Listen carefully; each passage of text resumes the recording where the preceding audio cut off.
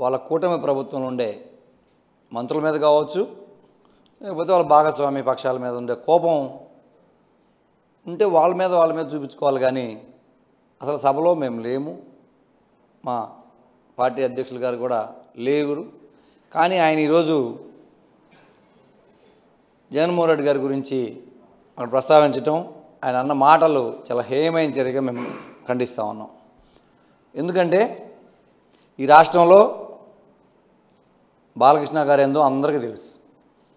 గతంలో ఆయన ఇంట్లో కాల్పులు జరిగిన సందర్భంలో ఆయన ఎలా ప్రవర్తించాడు, ఏం జరిగింది, ఆయన తర్వాత ఏ సర్టిఫికేటు కోర్టులో సబ్మిట్ చేసి ఆయన జైలుకి పోకుండా తప్పించుకొని బయటకు వచ్చాడు అనేది కూడా రాష్ట్ర ప్రజలందరికీ ఈరోజు తీసినా కూడా బయటకే కోర్టు నుంచి డాక్యుమెంట్ వచ్చే పరిస్థితి ఈరోజు హాస్పిటల్ సర్టిఫికేట్ అనేది.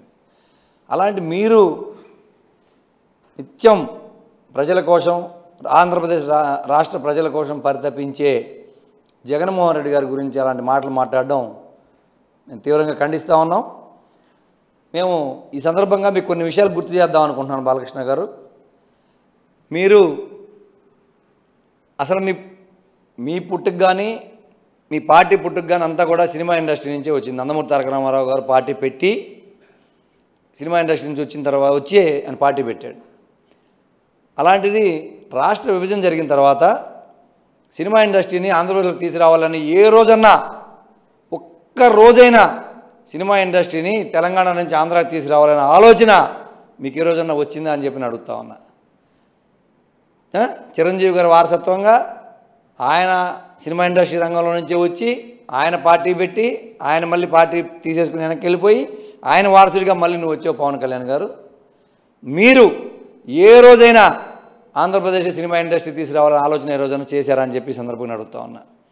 కానీ మీరందరు పుట్టుక, మీ పార్టీలు పుట్టుక సినిమా ఇండస్ట్రీ నుంచి ఉన్నా కానీ మాకు సినిమా ఇండస్ట్రీతో సంబంధాలు కొంచెమైనా కానీ మా జగన్మోహన్ రెడ్డి గారు 2019 అధికారంలోకి వచ్చిన తర్వాత మేము సినిమా ఇండస్ట్రీ మొత్తాన్ని, దర్శకుల్ని, నిర్మాతల్ని, హీరోల్ని అందరిని పిలిచి మేము వాళ్ళకి ఆతిథ్యం ఇచ్చి వాళ్ళని కొంచెం గౌరవంగా తెలుసుకొని మా ముఖ్యమంత్రి గారు, అప్పుడున్న ముఖ్యమంత్రి గారు ఆఫర్ ఇచ్చారు. వాళ్ళకి వైజాగ్లో భూములు ఇస్తాం, మీరు ఇల్లు నిర్మించుకోవడానికి స్థలాలు ఇస్తాం, మీరు సినిమా ఇండస్ట్రీని మొత్తం ఇక్కడ తీసుకురండి, మేము ఇక్కడ మీకు ఏ సౌకర్యాలు కావాలన్నా, ఏ మౌలిక వస్తువులు కావాలని ఇస్తామని చెప్పి జగన్మోహన్ రెడ్డి గారు చెప్తే మీరందరూ ఇక్కడ శుభ్రంగా మాట్లాడుకొని అన్ని చేసుకొని హైదరాబాద్ వెళ్ళిపోయిన తర్వాత జగన్మోహన్ రెడ్డి గారు అవమానించారని మీ మీడియాలో డబ్బాలు కొట్టి మీరు తప్పుడు సంకేతాలు సమాజానికి ఇచ్చారు ఆ రోజు. సరే, మీ కర్మ అనుకుని వదిలేసాం. మళ్ళీ ఈరోజు ఏమైంది? తెలంగాణలో ఉన్న ముఖ్యమంత్రి గారి దగ్గర మీ సినిమా రంగం నుంచి మొత్తం పోతే హీరోలు, నిర్మాతలు, దర్శకులు ఏం జరిగింది? మేము ఇంట్లో పిలిచి ఇంట్లో కూర్చోబెట్టి మేము మర్యాద ఇచ్చి గౌరవిస్తే మా తప్పు అన్నారు.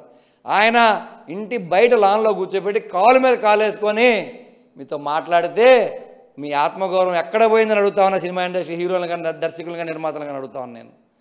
ప్రతి సందర్భంలో ఆ సందర్భం మాకు సంబంధించింది కాకపోయినా కానీ ప్రతి దాంట్లో మా జగన్మోహన్ రెడ్డి గారిని ఇన్వాల్వ్ చేసి మీ ఏదైతే మీ వికృత చేష్టలు ఉన్నాయో ఆ వికృతానం పొందుతూ ఉన్నారని చెప్పి నేను అడుగుతా ఉన్నా. ఈరోజు మీరు సినిమా ఇండస్ట్రీని కాపాడాలని చూసింది మేము, మా ప్రభుత్వం.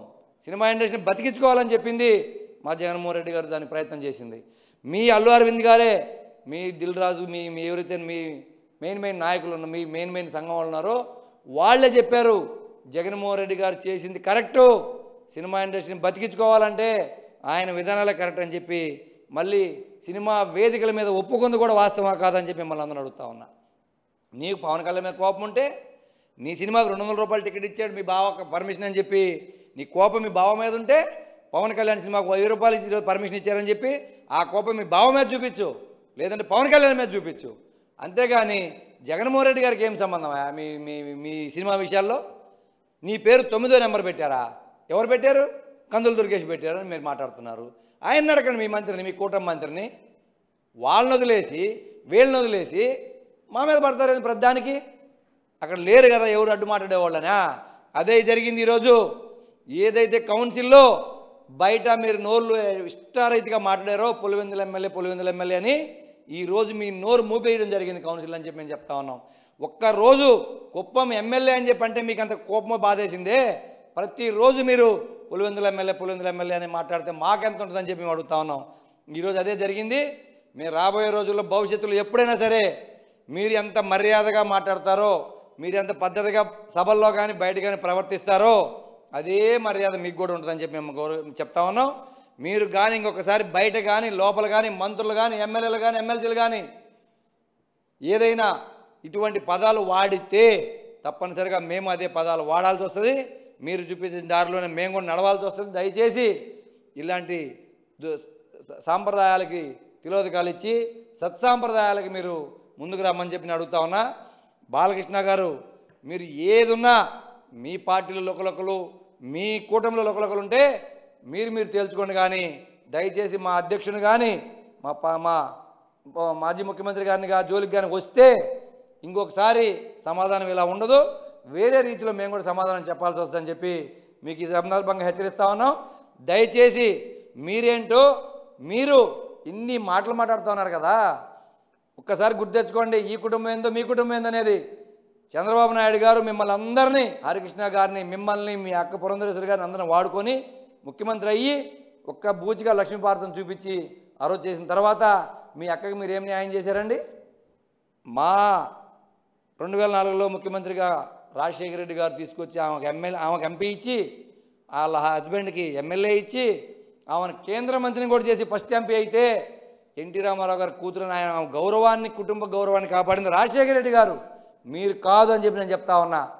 మీరు మళ్ళీ 2 సార్లు కాంగ్రెస్లో మంత్రిగా కొనసాగిందన్నా, ఆయన 2 సార్లు వెంకటేశ్వరరావు గారు ఎమ్మెల్యే కొనసాగిందా, అది మా రాజశేఖర రెడ్డి గారు దయ వల్లే మీరు రాజకీయాల్లో కొనసాగారు.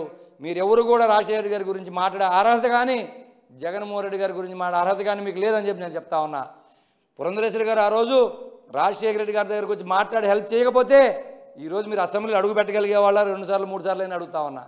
ఇవన్నీ మర్చిపోయి మీ ఇష్ట ప్రకారం మీరు అసెంబ్లీకి వచ్చి అడిగేవాళ్ళు లేరు అని చెప్పి ఏది పడితే అది మాట్లాడితే దయచేసి ఇంకొకసారి ఇలా జరిగితే ఒప్పుకోం.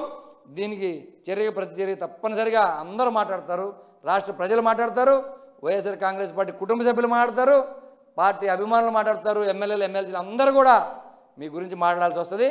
దయచేసి మీరు పొరపాటుగా మాట్లాడిన మాటలు వెనక్కి తీసుకోండి, గౌరవంగా గౌరవ సభ్యుడిగా మెలగండి తప్ప ఇలాంటి మాటలు ఇంకొకసారి పునరావృతం అయితే మాత్రం తీవ్ర పరిణామాలు ఉంటాయని చెప్పి హెచ్చరిస్తా ఉన్నాం.